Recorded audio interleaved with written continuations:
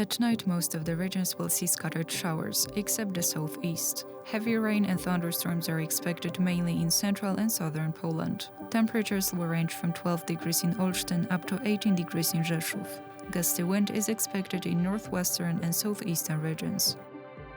Thursday will bring rainy weather with thunderstorms appearing in southern and eastern Poland. During the storm, total rainfall may reach up to 30 mm. Temperatures will vary between 20 degrees in Koszalin up to 30 degrees in Rzeszów.